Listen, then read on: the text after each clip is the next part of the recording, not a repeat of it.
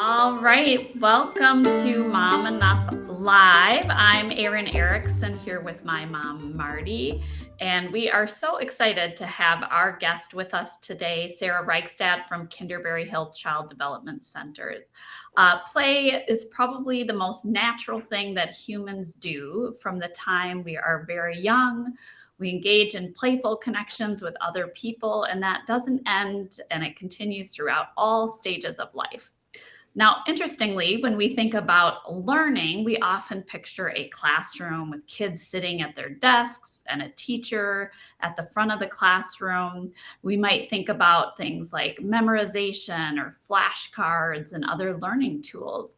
But what if our most natural desire to play is actually all the foundation we need from the standpoint of learning? And truly, play is at the foundation of learning, especially in early childhood. So we are so excited to talk about the power of play today. Our guest, Sara Reichstadt, has been part of Kinderberry Hill for 20 years, more than 20 years actually. And while the first half of her career was spent in the classroom and management roles, Sara has been the education coordinator for Kinderberry Hill for nearly a decade, and we are just thrilled to have you back with us again. Sara has been just a fantastic expert here that we've loved to talk to her, and she's full of wisdom and insights from her life as both in the classroom and as a mom and an expert in this area. So thank you so much for joining us, Sara. Thank you for having me. I'm happy to be here with you guys again. Thank you. Yeah, and thank you to Kinderberry Hill Child Development Centers for being a supporting partner of Mom Enough. They make our work possible along with our other supporting partners, and it's just wonderful to partner with organizations like Kinderberry Hill, who are doing so much to support the development of healthy future adults starting in early childhood. So thank you to Kinderberry Hill as well. I'll echo that welcome, Sara. We're so happy to have you here. And of course, you actually have touched the lives of several of the children in our family who are no longer children by any means. We have one who's just turned 14 actually. Today, oh my goodness, it's today. but the others are pretty grown up and off in college or studying abroad. But we look back with very fond memories on their time at Kinderberry Hill. I wonder if you could start us off today on this very important topic, one that's been near and dear to my heart for a very long time in my career in child development and early education. But what is true play? What do we really mean? You know, I think people have a lot of different images in their minds when they think about children playing, but how would you define it? True play. When I think of true play, it's actually the children have control of all of it. They're making all of the decisions. So as parents, we might put them in soccer, have them do dance lessons, or make sure they're going to swimming lessons. And we think, oh my gosh, they're exhausted. They played all night at soccer practice, but that's not true play because an adult leads that, right? The adult has the agenda. The adult tells them who's going to go next, whose turn it is. True play is actually where the child chooses what they're going to do, not a limited choice, not an adult saying you can play Legos or you can play checkers. It's actually, just a child choosing everything, deciding how long they want to play, being able to play uninterrupted for extended periods of time. That's true play. The child making the rules, inviting who they want to join them. That is what I consider true play for children.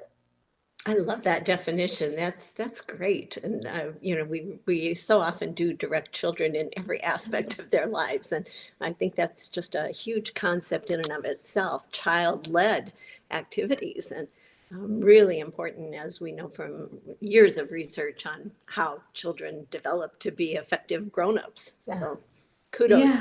Yeah. Oh, yeah. Well, and I think back to growing up in the late 70s and 80s, and so much of our time, throughout the days was spent just running around the neighborhood in child-led activities.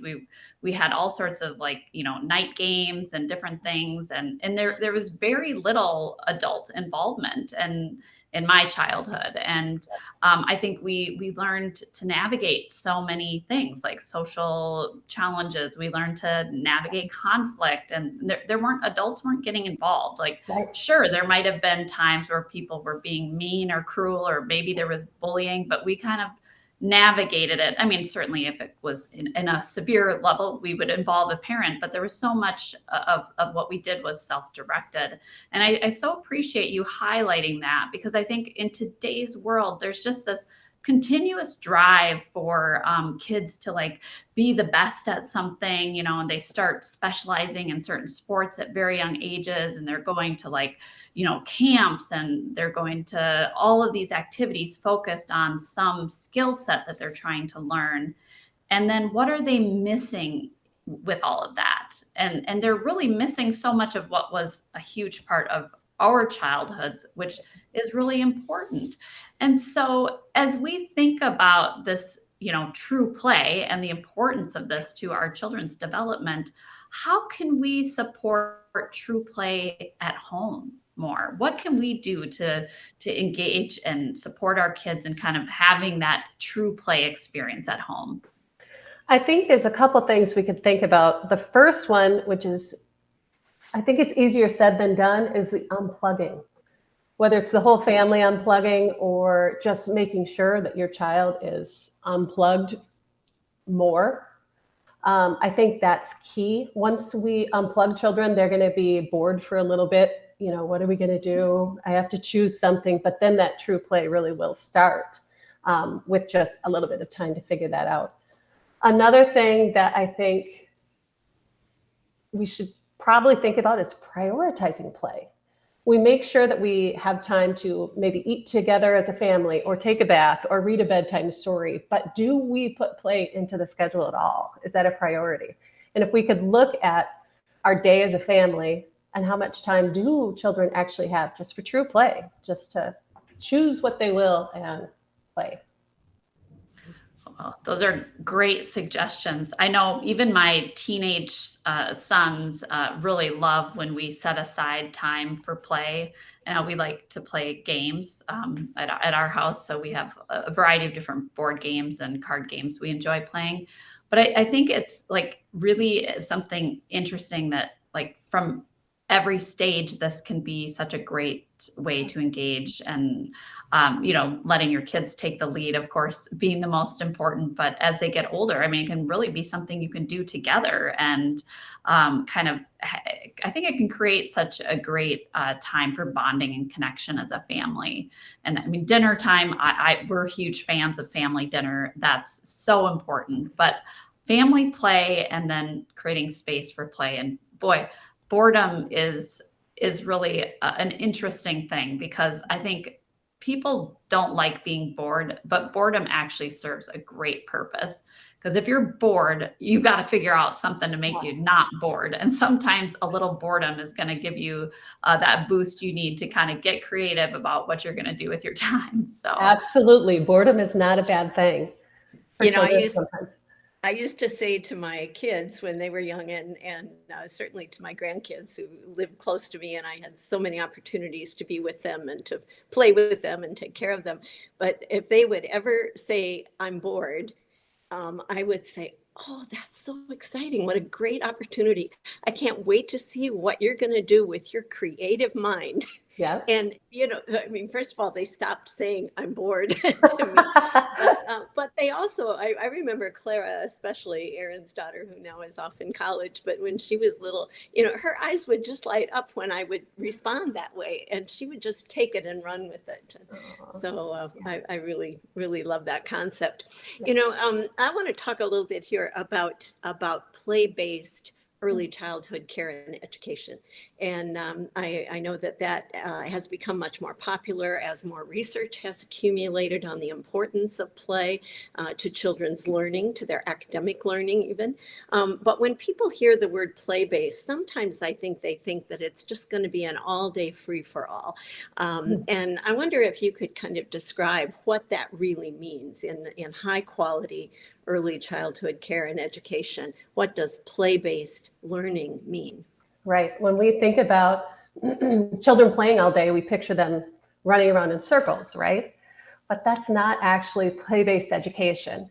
The key to play-based education is making sure the environment reflects the interests of the children, making sure that it's engaging. If children are running in circles, then the environment is not meeting their needs. There's nothing for them to discover. There's nothing that they're really, dying to get their hands on. So you have to, in a play-based program, the environment, we would consider it another teacher. And then that is a help for us in continuing the education through their play. Yeah. That's really a great answer. I love that. The environment as another teacher, really important.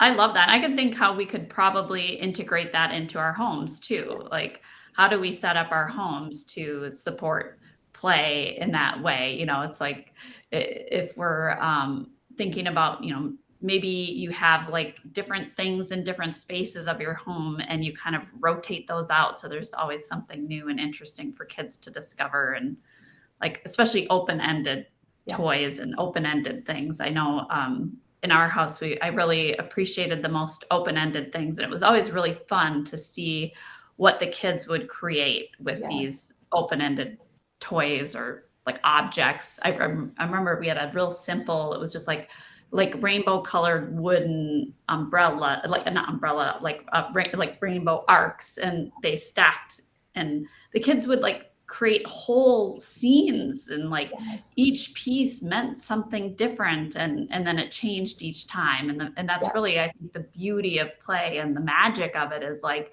that little orange arch could be one day it's a swimming pool, and the next day it's a cave, and the next day it's a bowl. And the ball is eating out of it. So there's so many toys today that do everything, or they do maybe just a couple specific things. Well, you play with those a couple times and then kind of, they lose a little of their charm. But when you have those open-ended things, you can play with them forever. So yeah, it's endless opportunities.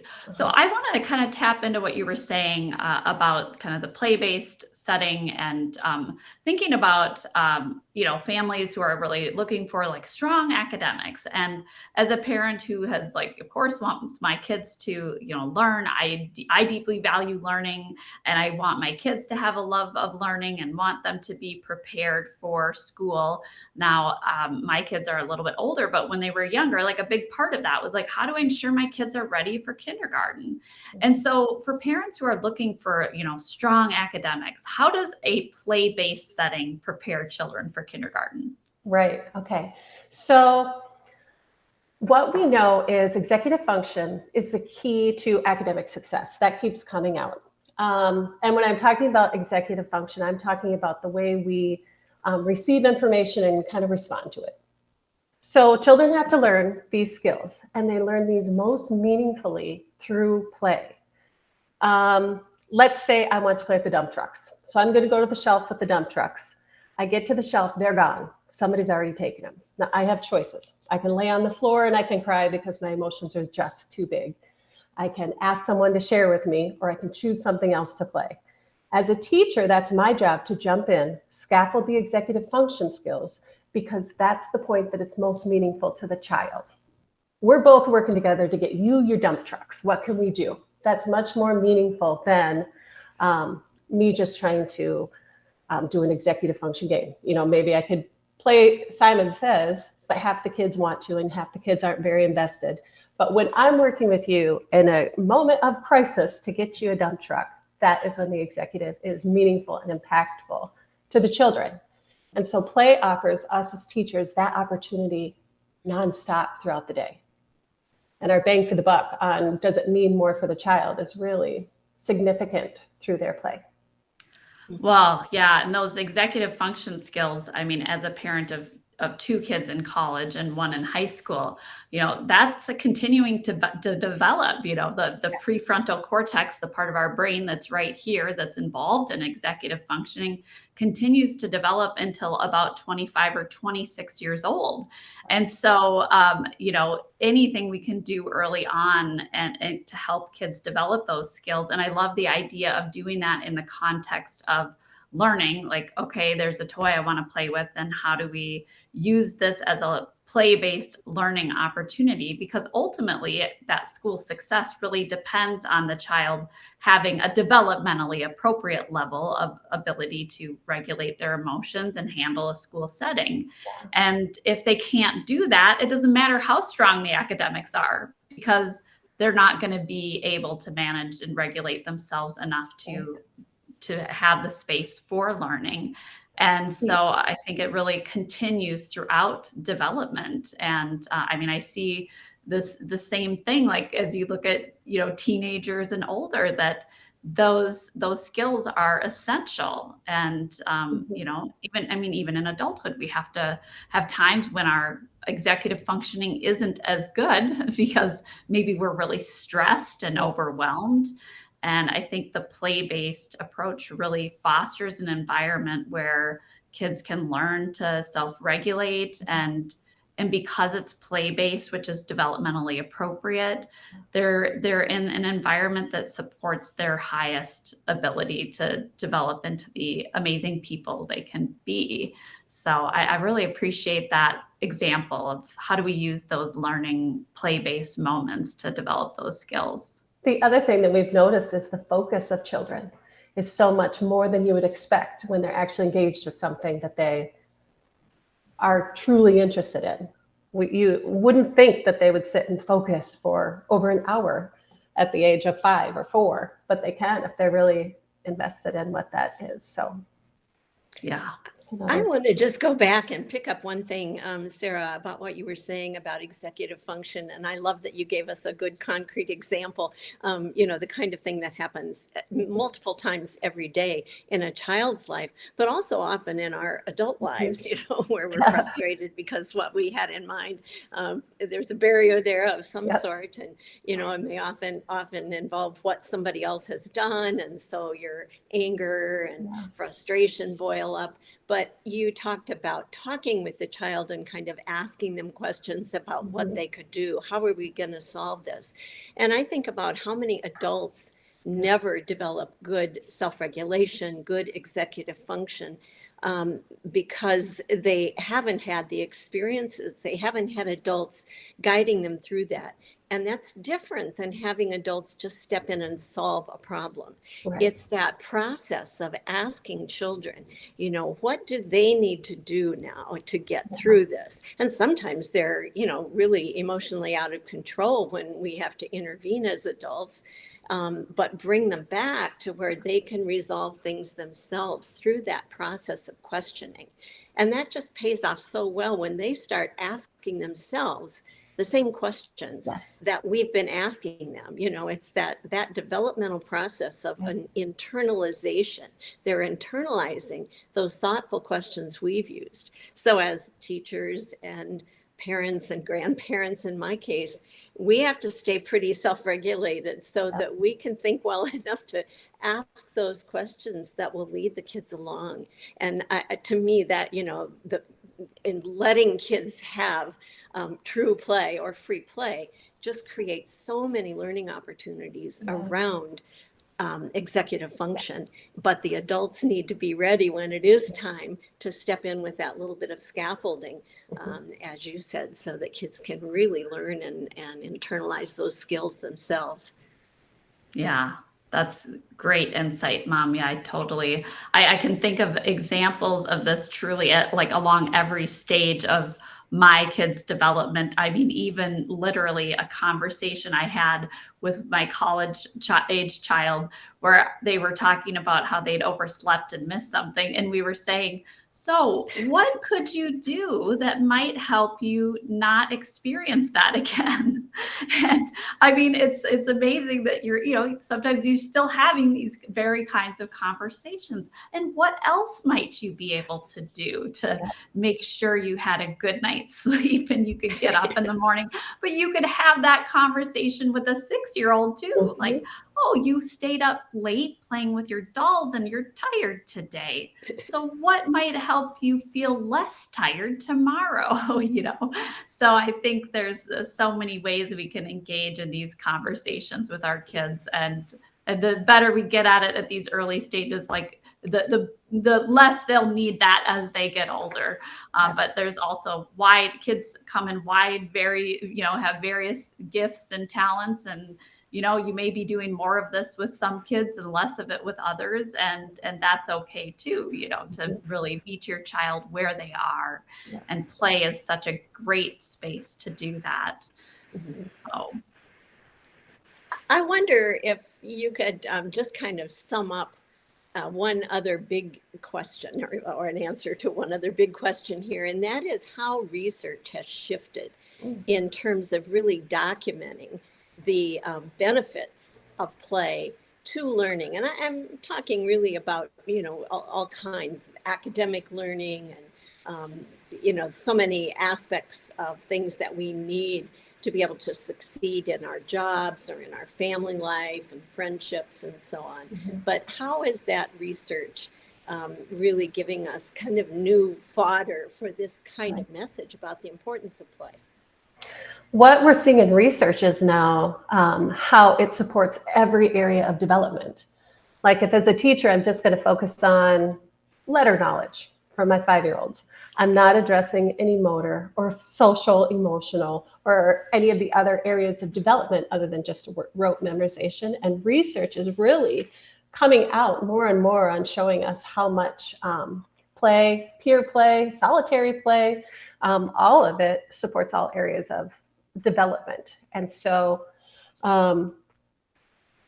it also talks about how when we let children play, they're able to sort of find their confidence, perseverance, kind of more of an identity when we just leave them to play, versus if an adult is just instructing academics all day. So I am seeing more of that in research. I would say that it really stresses on how it's play develops the whole child. Exactly. And I think the creativity and initiative to be able to start something, we talked about when kids are bored and they have to come up with that idea for how to get on board, what are you going to do? But again, I know that research because that's my field as well. And I just think it's so exciting that research has really become so strong in terms of pointing to those things that we too often have thought of in terms of, as Erin said earlier, sitting down at a desk with pencil and paper. And, there's a time and a place for that, of course, but I think it's really exciting when we think more broadly about all these elements of creativity, problem solving, empathy, how you learn to really feel what another person feels and think about the impact of your actions on that person. We have so many people today, so many young people who have grown up without really fully developing that empathy, partly because they're interacting with people only via technology, I think. But really all of those things come best in play, I would say. You could do lots of lessons, constructed lessons, but there's no better arena for building those aspects of character and successful human behavior than through creative play. Oh, absolutely. It's so holistic, I think, actually. Play is a much more holistic way of learning.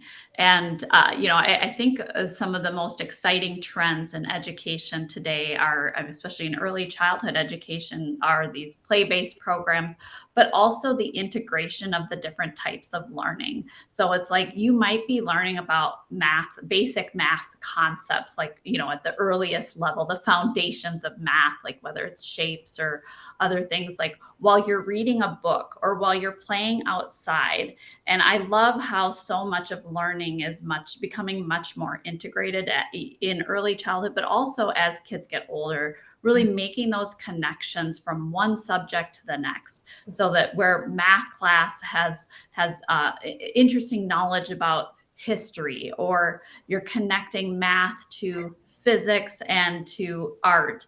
And I think this is really the future of education. And I think that play-based learning, which taps into all of our curiosity and excitement. And frankly, it's so much more fun if learning is fun, to kind of create this container that really fosters development by being holistic and focused on what people do naturally, which is to play. So I so appreciate your insights and wisdom, Sara, and Mom. Always helpful to have your years of research and knowledge of this subject to add to the conversation. And I think it's so important. And we really, I think, can clearly see the power of play.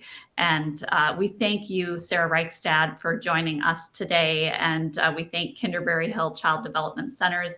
And we really appreciate just how much Kinderberry Hill is using research to inform their approaches to really meet the needs of the children and families they serve, and to really hold these children's greatest possible good and outcomes at heart as they develop programs that are evidence-based. So it's so great. So, well, thank you. And thanks to all of you for watching this episode of Mom Enough Live. We're so grateful that you tuned in. And if you have ideas for topics in the future, please send us a message.